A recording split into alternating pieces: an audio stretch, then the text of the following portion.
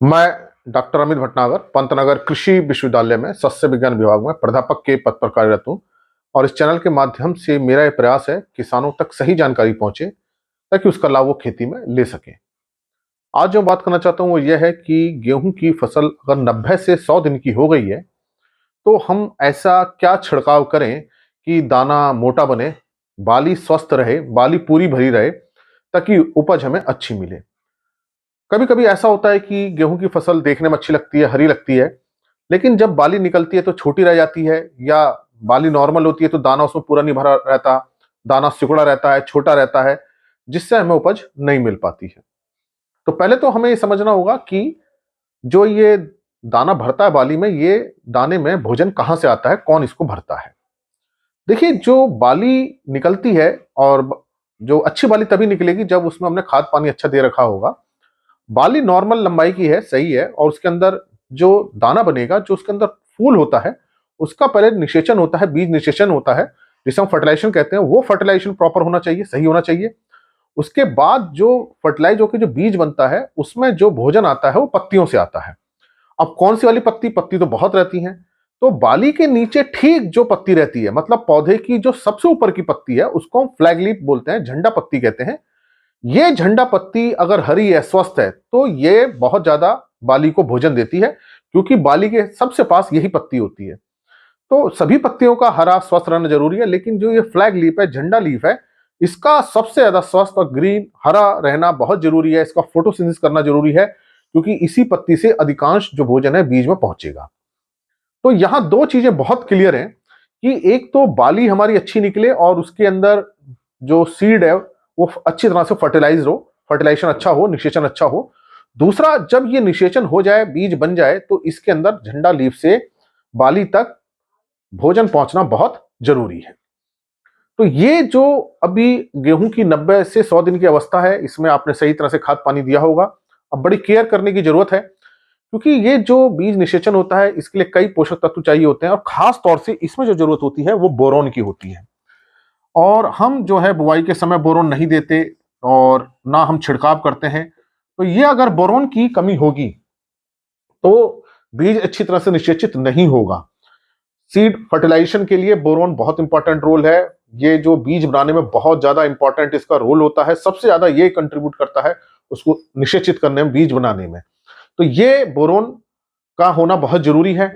दूसरा, जो flag leaf से, जो झंडा पत्ती से भोजन सीड तक ले आता है, जिसे हम शुगर ट्रांसपोर्टेशन कहते हैं, उसको भी यही बोरोन भी काम करता है। तो अब यहां बोरोन के दो इंपॉर्टेंट काम है, एक तो बाली के अंदर बीज बनाने में, दूसरा उस बीज को भरने में। तो ये इसका मतलब यहां बोरोन हमें देना बहुत जरूरी है। तो हमारे अगर 90 से 100 दिन की हमारी फसल है, तो इस बात को हम ध्यान रखें कि हम इसमें बोरोन का हम छिड़काव करें।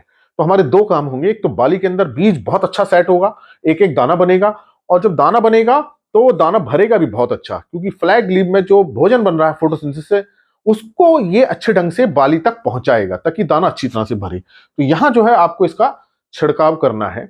अब बोरोन का जो आपको छिड़काव करना है, देखिए दो तरह के हमारे पास बोरोन के फर्टिलाइजर आते हैं। एक होता है बोरैक्स, इसमें करीब 10.5% बोरोन होता है, और एक आता है सोल्यूबार। सोल्यूबार ये इस तरह से रहेगा, इंग्लिश में लिखे हुआ है सोल्यूबार। इसमें 20% का बोरोन होता है। तो दोनों में बोरोन की मात्रा अलग अलग है, सोल्यूबार में लगभग दुगनी है। तो अगर आप बोरैक्स का प्रयोग कर रहे हैं तो ये हमको 1 एकड़ में करीब 200 ग्राम की जरूरत पड़ेगी। 1 एकड़ में, 1 एकड़ में हमें 200 ग्राम चाहिए, और पानी की मात्रा हमें कितनी रखनी है, 200 लीटर रखनी है। तो इसका मतलब कि 1 लीटर पानी में ये 1 ग्राम आप घोलेंगे। तो इसका छिड़काव आप कर दीजिए, पहला छिड़काव कर दीजिए, उसके 10 दिन बाद दूसरा छिड़काव कर दीजिए। और अगर आप सोल्यूबार प्रयोग कर रहे हैं तो अब देखिए इसमें मात्रा जो है दुगनी है, 20% है, तो ये मात्रा आप घटा दीजिए, ये आप 100 ग्राम कर लीजिए, क्योंकि इससे दुगना पहुंच रहा है बोरोन। तो बोरॉक्स का आप स्प्रे कर सकते हैं, या सोल्यूबार आता है 20% वाला, आप देख लीजिए। अगर आप नहीं पढ़ पा रहे हैं तो इतना समझ लीजिए कि 10% वाला है या 20% वाला है। 10% वाला है तो 100 ग्राम ही आपको जरूरत पड़ेगी, और अगर 20% वाला है तो 100 ग्राम की जरूरत पड़ेगी 1 एकड़ के लिए। अब आपको क्या करना है, 200 लीटर पानी का छिड़काव करना है 1 एकड़ में। तो आप इस हिसाब से घोल बना सकते हैं। ये 2 ग्राम 1 लीटर में जाएगा, 1 ग्राम 200 लीटर में, तो 1 ग्राम 1 लीटर में, इस हिसाब से आप बना लीजिए। और ये इसकी आधी मात्रा लगेगी, मतलब कि आधा ग्राम 1 लीटर में लगेगा। तो ये आपको ध्यान रखना है मात्रा। जो बोरेक्स है वो 200 ग्राम 1 एकड़ में है, सोलुआर है वो 100 ग्राम 1 एकड़ में है। और इसका आप छिड़काव कीजिए। छिड़काव कब करना है? जब ओस खत्म हो जाए। ओस करीब 11-12 बजे दिन में जब ओस खत्म हो जाए तब आप इसका छिड़काव कर दीजिए। अगर पत्तियों में ओस है तो फिर आप इसका छिड़काव मत कीजिएगा, नहीं तो ये ओस के साथ नीचे गिर जाएगा। तो आपको ऐसे करीब 2 स्प्रे करने की जरूरत पड़ेगी।